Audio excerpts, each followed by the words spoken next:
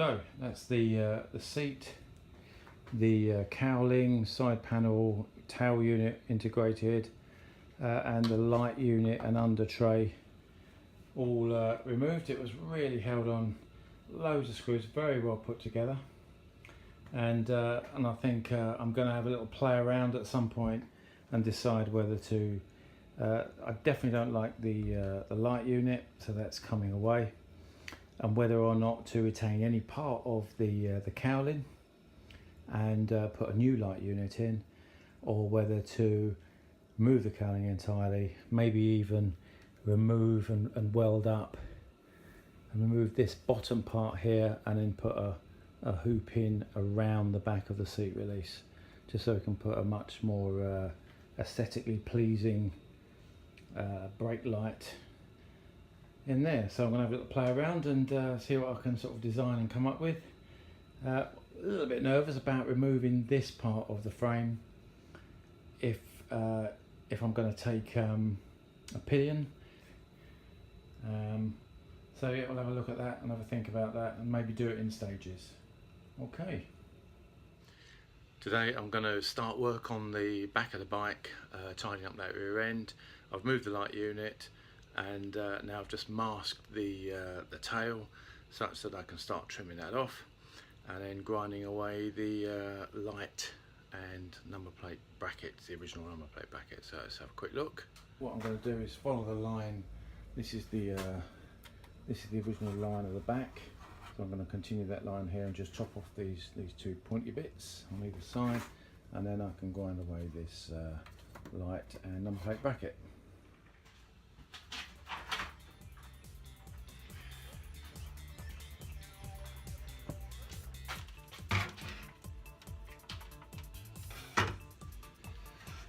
So the Dremel that I've ordered isn't here yet, but the bits are for it.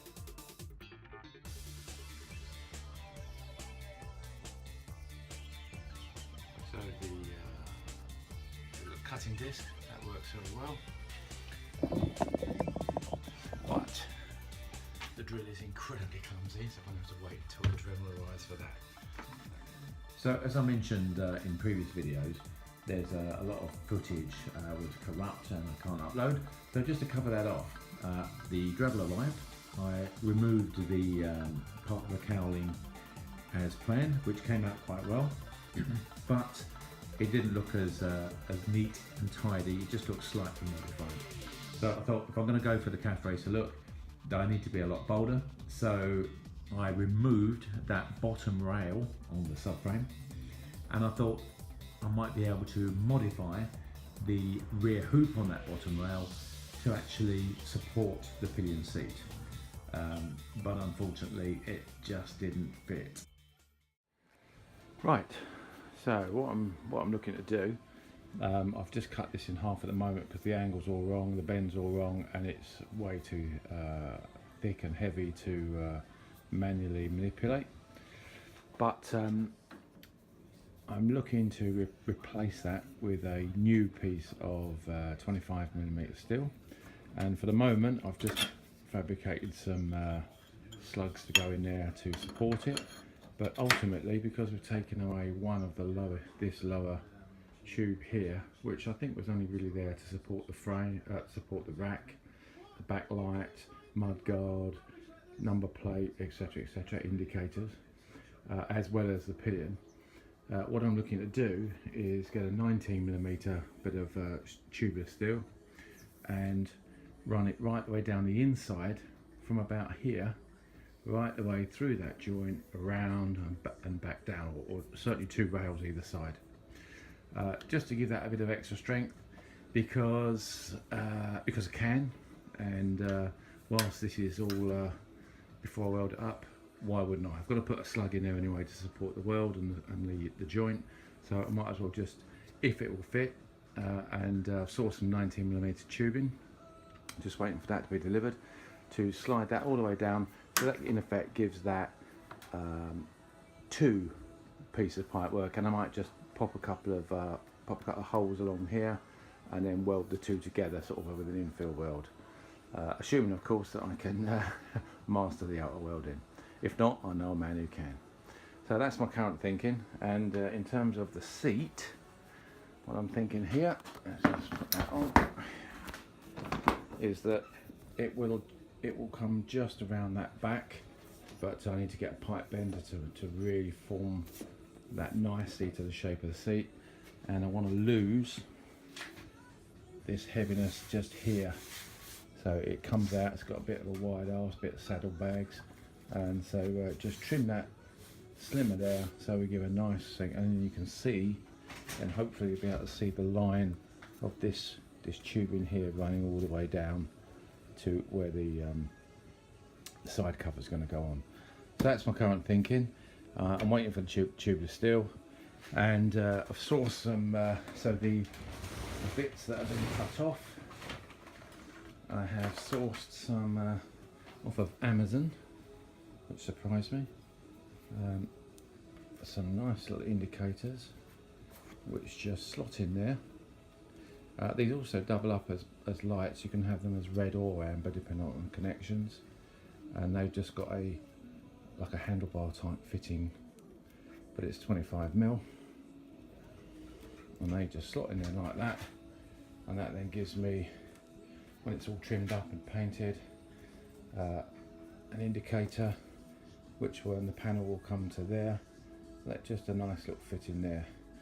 Hopefully we'll see what it looks like, and if I don't like it, well, I'll lose it. But that's the current thinking at the moment.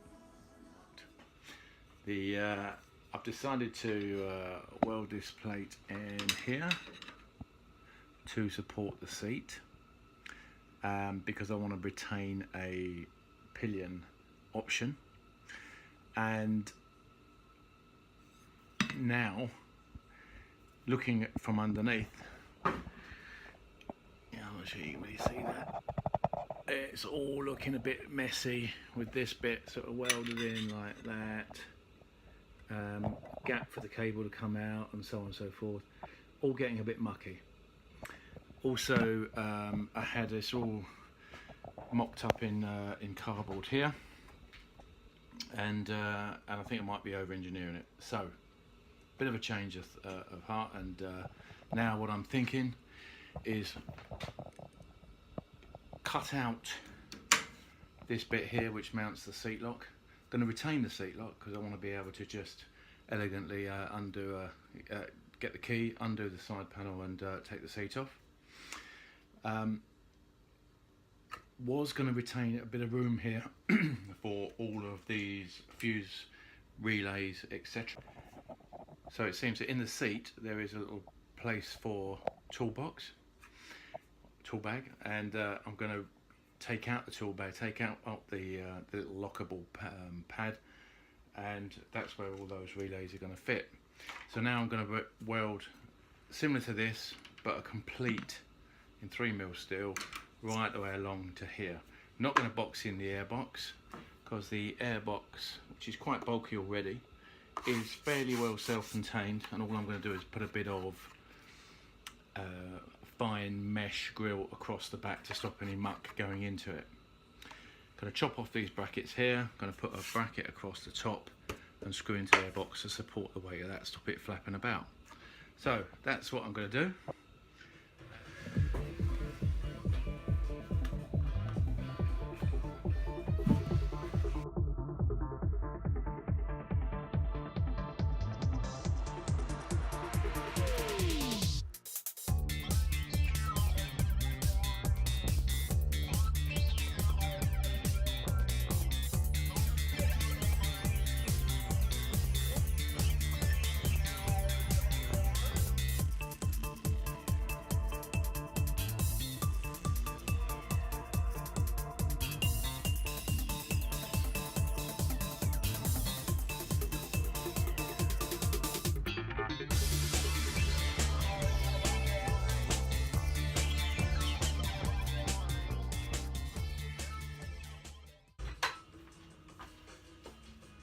So, as I've said previously, want to retain the pillion capability. Got triangulation on the frame to about midpoint. So, rather than weld a stretcher along the side of the tube, got a very good size match to go inside, which not only provides a lug to weld on for a nice strong joint, but with 3 or 4 plug welds will provide a very strong base to put the seat on, and starting to look very clean at the back with a welded 3mm sheet over there. Remove these lugs, fix it from the top, but nice and clean at the back end. Cool, just about there ready for welding. Now to make the plate.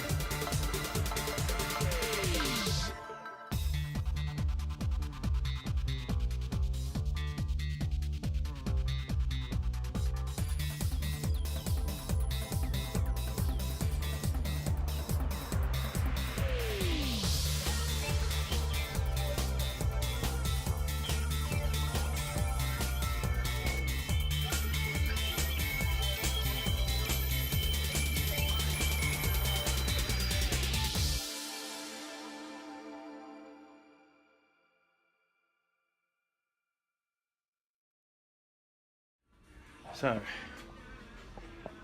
as you can see, it's a nice clean under tray which just goes into, you can just see the airbox there, which I need to put a grill over. So once this is welded up here, that'll be nice and smooth, all painted black. This piece here is supporting just that tail bit of the seat, which I'm quite pleased with. And if I just take off the seat, you can see that V-groove that I was talking about, which allows the weld to fill the void and welding all 3 bits of metal together. So, a lot of messing around today, a lot of redesigning and stuff, but I think the back of that looks quite smart, quite a bit cleaner than what it was with all the mudguard brackets and so on. Good.